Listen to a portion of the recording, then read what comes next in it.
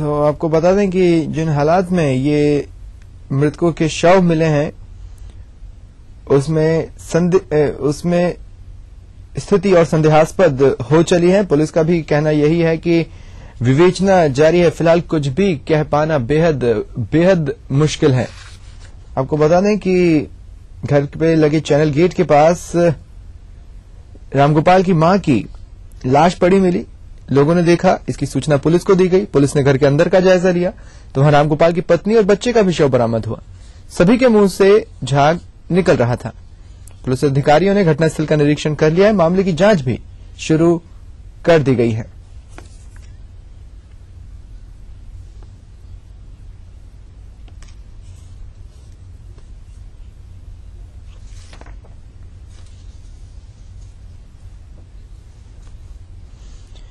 बढ़ते आगे।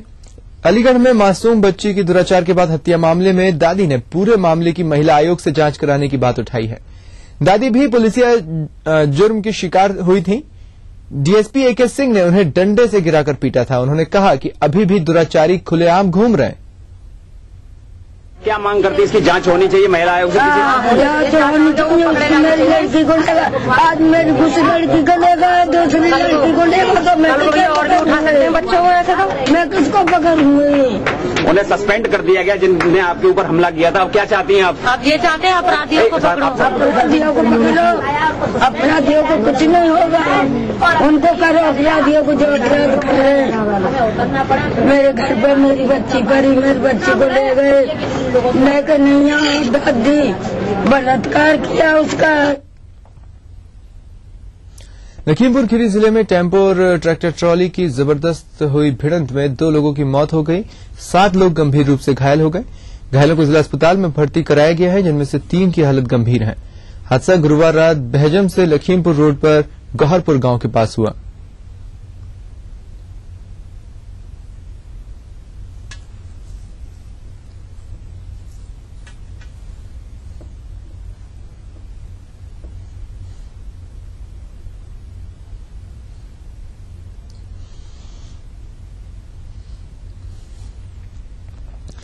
रामपुर के बिलासपुर थाना क्षेत्र के अहमदाबाद गांव में शादी से लौट रही 3 महिलाओं को बदमाशों ने लूट लिया और इनके साथ 1.25 महीने के दुधमुहे बच्चे को सूखे नहर में फेंक दिया।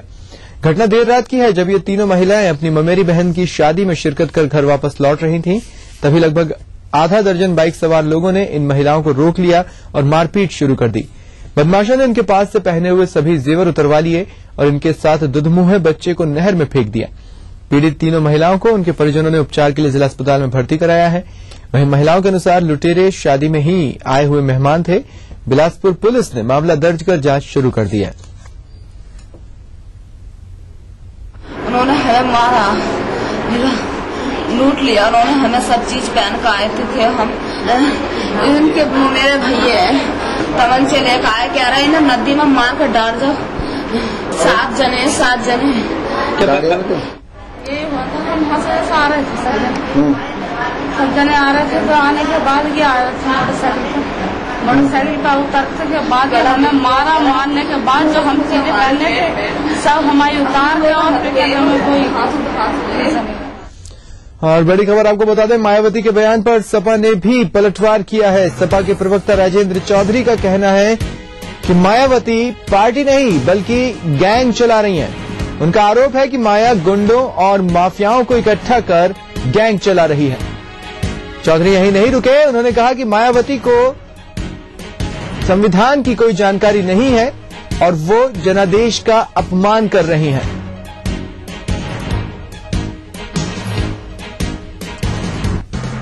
तो मायावती, बसपा सुप्रीमो मायावती ने आज राज्यपाल से मुलाकात की और तमाम कानून व्यवस्था को लेकर सरकार को आड़े हाथों लेते हुए राष्ट्रपति शासन लगाने की मांग की।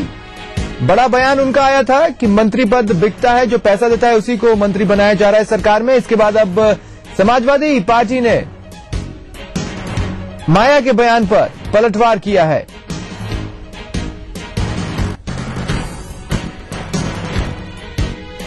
राजेंद्र चौधरी, उनका ये कहना है कि बसपा सुप्रीमो मायावती पार्टी नहीं बल्कि गैंग चला रही है और गुंडों माफियाओं को इकट्ठा कर ये गैंग चलाया जा रहा है। साथ ही उन्होंने यह भी कहा कि मायावती को संविधान की जानकारी नहीं है और वो जनादेश का अपमान कर रही हैं।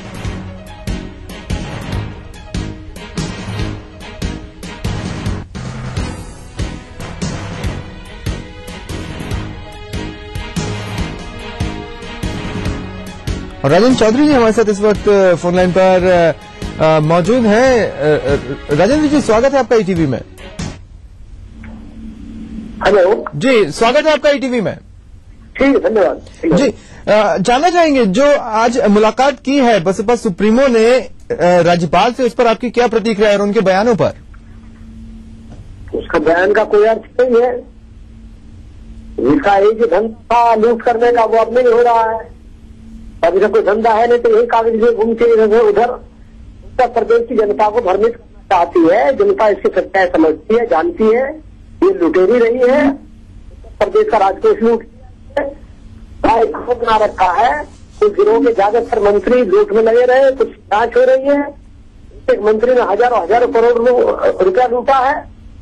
इसमें अब मिलकर के लाखों करोड़ रुपया लूट लिया, लखनऊ से लेकर नोएडा तक। तो भाई लूट का धंधा है और इसके अलावा कोई इसका एजेंडा नहीं है। जी राजेंद्र जी, लेकिन आपको लगता है वो जो बार बार कानून व्यवस्था को मुद्दा बनाकर समाजवादी पार्टी की सरकार पर हमले कर रही है, उसका क्या? तो हम क्या करेंगे? अपना बनाए रहे जनता जो भी है। उत्तर प्रदेश की जनता जानते हैं कानून व्यवस्था का राज है। इसके राज में बच्चे बलात्कार कर रहे थे, इसके विधायक बलात्कार कर रहे थे, किसी की इज्जत सुरक्षित नहीं थी, लूट हो रही थी, चारों तरफ अपराध हो रहे थे, विकास हुआ नहीं। कौन इसका एजेंडा है? जी, जाहिर तौर पर। लेकिन कानून व्यवस्था के मुद्दे पर जो घेरा जा रहा है उसी का ये उदाहरण है कि सीएम अखिलेश ने भी 21 अफसरों को कल सस्पेंड किया। इसकी सच्चाई सब जानते हुए क्या घेरेगी? उत्तर प्रदेश ने इसी को घेर रखा है, इसको सत्ता के बाहर फटका दिया। और जिस तरह का ये नौटंकी करती है वो सब समझते हैं जनता। बहुत बहुत धन्यवाद तमाम बातचीत के लिए, हमारे साथ जुड़ने के लिए राजेंद्र चौधरी जी। तो उन्होंने साफ तौर पर ये कहा है कि माया राज में ज्यादा लूट थी और मंत्री भ्रष्टाचार में लिप्त थे। करोड़ों जनता के पैसे को डुबा दिया गया। नेताओं ने अपने घरों में इस दौलत को भर लिया। जबरदस्त पलटवार समाजवादी पार्टी सरकार की तरफ से बसपा पर। रुकेंगे एक छोटे से ब्रेक के लिए, जल्द हाजिर होता है।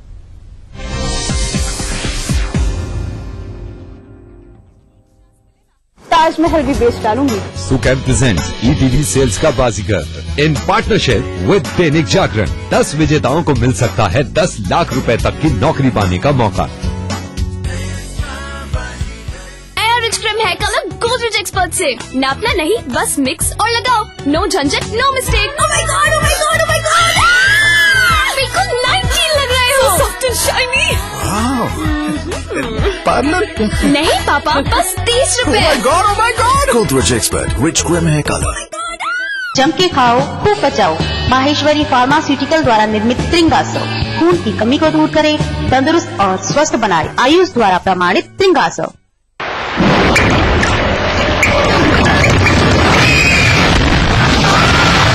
सीमेंट जंग रोधक न हो तो जानलेवा हो सकता है।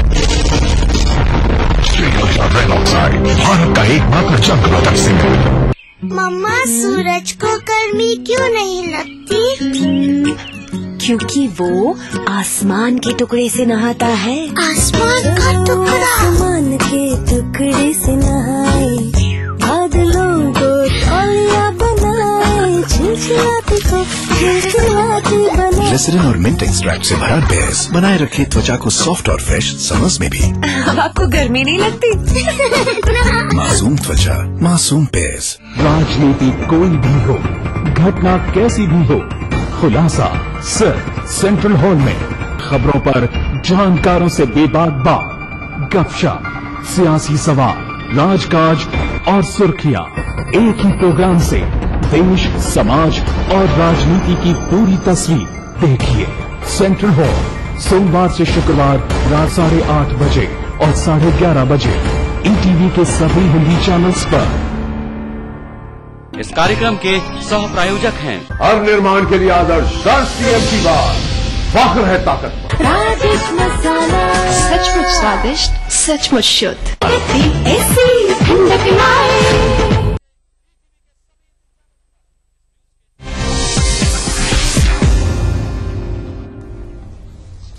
और बुलेटिन में पहले हमने आपको बताया था कि सपा महासचिव रामगोपाल यादव का बड़ा बयान सामने आया है। उन्होंने ये कहा है कि ब्राह्मण समझदार हैं और वो बसपा के साथ नहीं जाएंगे। आपको सुनवाते हैं क्या कुछ उन्होंने दरअसल कहा है। मैंने पहले भी आपसे कहा था कि सत्ता के बिन मायावती की स्थिति वैसी ही हो गई है जैसी जल बिन मछली हो जाती है, तड़प रही। तो अब सत्ता तो उनके हाथ से चली गई, दोबारा कभी आनी नहीं है। उत्तर प्रदेश में लॉ एंड ऑर्डर से लेकर सारी स्थिति बेहतर है, पहले से बहुत अच्छी स्थिति है। करप्शन रिड्यूस हो गया है। करप्शन को जो मायावती ने एक संस्थागत बना दिया था, इंस्टीट्यूशनलाइज करा दिया था, उस पर विराम लग गया है। इसलिए ये बौखलाहट में सारी चीजें कर रही हैं। वो जानती है कुछ होने वाला नहीं है, लेकिन बौखलाहट होती है तो आदमी का दिमाग ठीक तरीके से काम करता नहीं। जी सर, ब्राह्मणों पर अब मायावती लगी हैं उनको कुछ काटने के लिए। छोड़िए, वो बहुत समझदार कौम है। जी, तो आपको लगता है सर 2014 में ब्राह्मण अब मायावती के साथ आएंगे? हम जात की बात नहीं करते हैं, लेकिन मायावती के साथ कोई नहीं जाएगा। चलिए बढ़ते आगे। इश्क, प्यार, मोहब्बत, दुनियावी बदलाव के साथ इन लफ्जों के भी मायने बदले हैं, लेकिन सच्चे आशिकों के लिए इश्क आज भी महबूब के लिए कुछ भी कर गुजरने का नाम है। बुलंदशहर में एक ऐसे ही प्रेम दीवाने हैं फैजुल हसन कादरी। 77 साल के कादरी साहब ने अपनी मरहूम बेगम की याद में ताजमहल बनवाया है। मुगल बादशाह शाहजहां के ताजमहल की तरह यह ताजमहल उतना बड़ा और खूबसूरत तो नहीं है, लेकिन अपनी बेगम के इस मकबरे की एक एक ईंट में कादरी साहब ने अपनी जिंदगी भर की कमाई और अपनी मोहब्बत की दास्तां चुनवा दी है।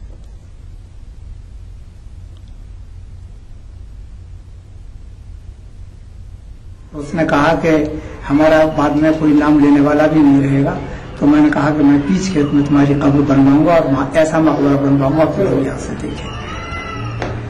कितने पैसे बाबूजी अब तक इसमें लग चुके हैं? अब तक लाखों रुपया खर्च हो चुका है।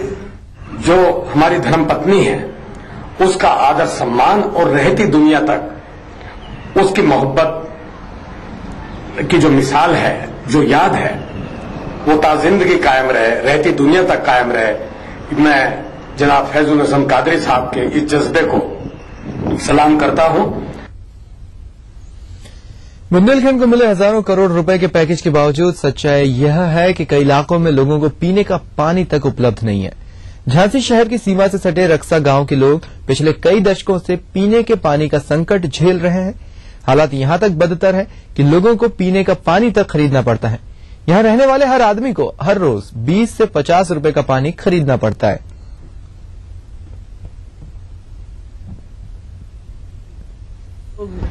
प्राइवेट टैंकर से पानी लेते हैं, कोई 30-40 रुपए रोज का पानी लेते हैं। यहाँ पर पानी की कोई सुविधा नहीं है। राली लाइन डल रही है, कब तक चालू हुई है पता नहीं। कम मात्रा में मिलता है, पानी टैंकरों से खरीदना पड़ता है। कितने डब्बा खरीदते हो, कैसे गुजारा करती है? लगभग 20 डिब्बे खरीदते हैं। खर्च 15 डिब्बे खर्च हो जाते हैं। कुआ से ले आते हैं, अंजान भर के ले आते हैं, टैंकर भर के ले आते हैं, जब रुपए कमा पाती हैं। कितना रुपए घर से, कितने रुपए? 15-20 रुपए घर से। दिन में कितनी मजदूरी मिल जाती है? हमको 200 रुपए। वहाँ अभी तो फिलहाल ट्रैक्टर से सप्लाई हो रहा है। हमारे जनपद में करीब 77 गांव ऐसे हैं कि जहां पर पीने का पानी उपलब्ध नहीं है। उनके लिए करीब 60 टैंकर जो है उपलब्ध करा। आज रामनवमी है और आज से शुरू हो गया है मेरठ का प्रसिद्ध नौचंदी मेला। मान्यता है कि पिछले 2000 वर्षों से यह मेला लगातार चला आ रहा है। शाम को माता की चौकी कार्यक्रम के साथ नौचंदी मेले की शुरुआत हो रही है। 19 मई तक यह मेला लगातार चलेगा। सांप्रदायिक सौहार्द का यह मेला हिंदू मुस्लिम एकता की मिसाल है। यहीं पर माता नौचंदी देवी का मंदिर है और मंदिर के ठीक सामने बाले मियां की मजार है। जो भी भक्त यहां आते हैं वो माता नौचंदी देवी के दर्शन करते हैं और इसके बाद बाले मियां की मजार पर माथा टेकते हैं। उधर जो भी मुस्लिम भाई बहन बाले मियां की मजार के दर्शनों के लिए आते हैं वो माता नौचंदी देवी के दर्शन जरूर करते हैं।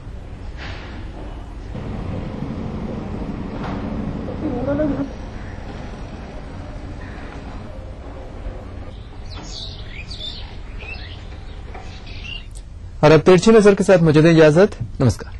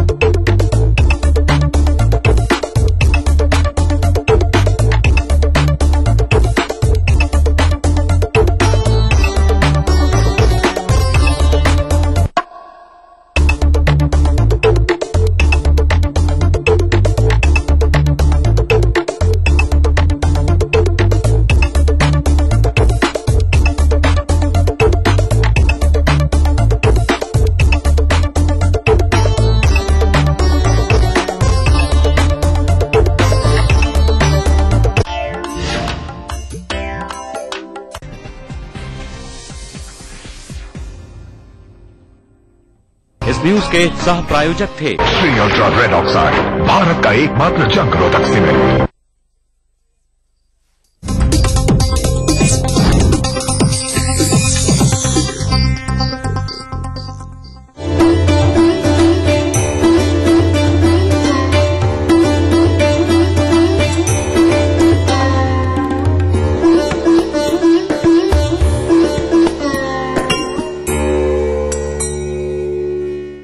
नमस्कार, मैं हूं आपकी होस्ट अनुष्का और आप देख रहे हैं आयुर्वेदा हेल्थ शो।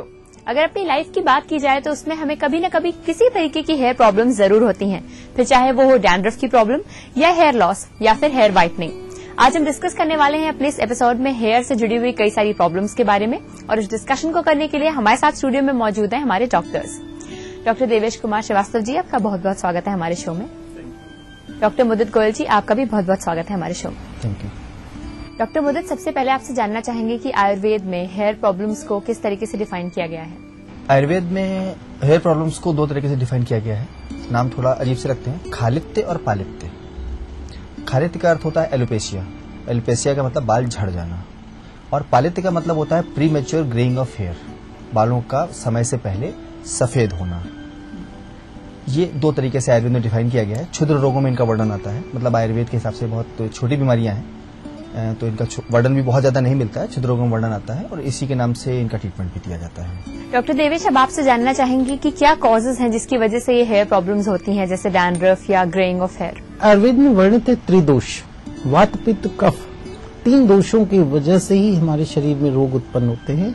तो मैं ये बताना चाहूंगा कि इसमें पित्त 5 प्रकार के होते हैं। तो इसमें व्राजक पित्त जो होता है वो हमारे जैसा कि डॉक्टर साहब ने बताया खालित्य और पालित्य।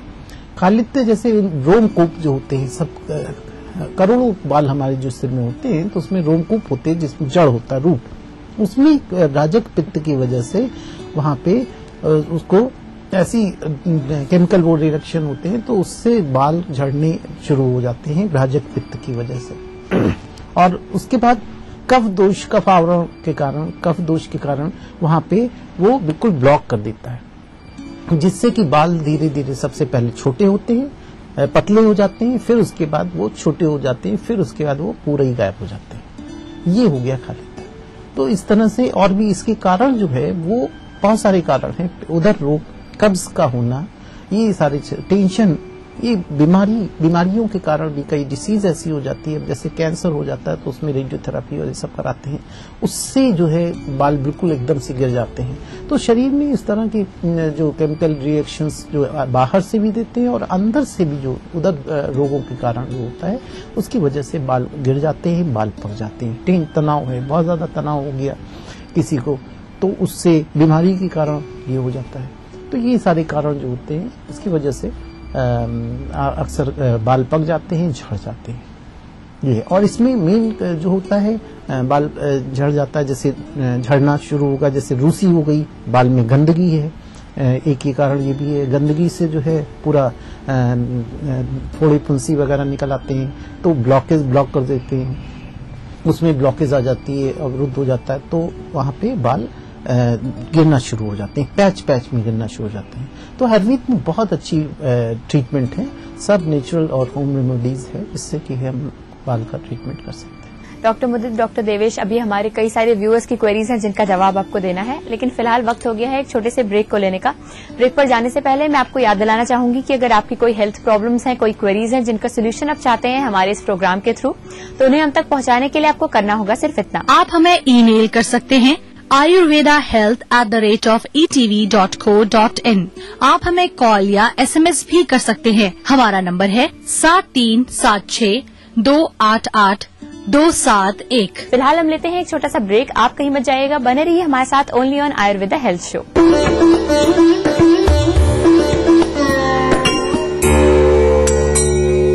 एक चांस मिले ना, ताजमहल भी बेच डालूंगी। सुकैम प्रेजेंट ETV सेल्स का बाजीगर in partnership with Dainik Jagran. 10 विजेताओं को मिल सकता है 10 लाख रुपए तक की नौकरी पाने का मौका। तमाम रोशनी के बीच जिसने पल के नहीं झपका, जो लगातार चला रेड कारपेट पर बिना विश्वास डगमगाए, जिसकी शोहरत ने छुआ बुलंदियों को पूरे हफ्ते।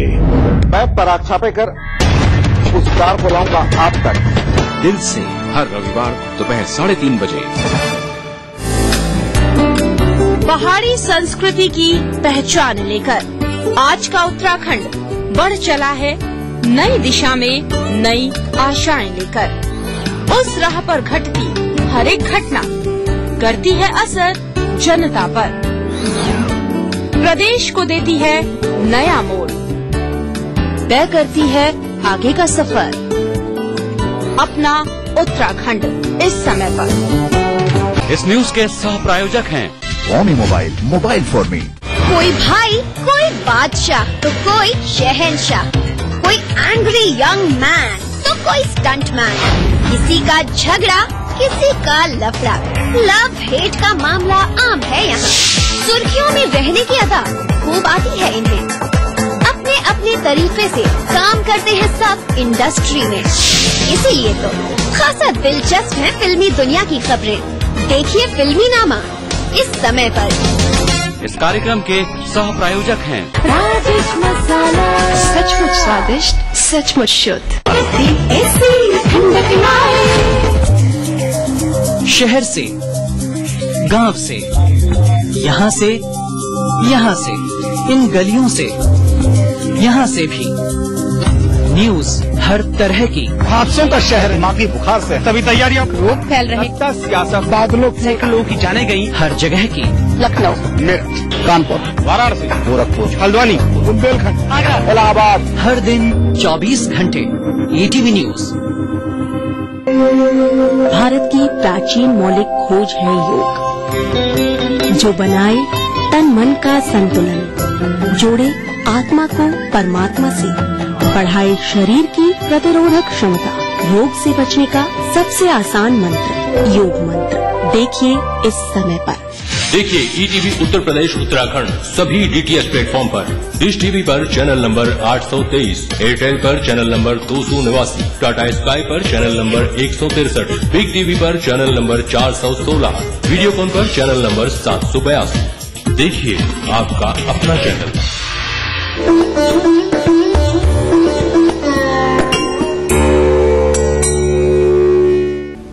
Welcome back after the break. आप देख रहे हैं आयुर्वेदा हेल्थ शो।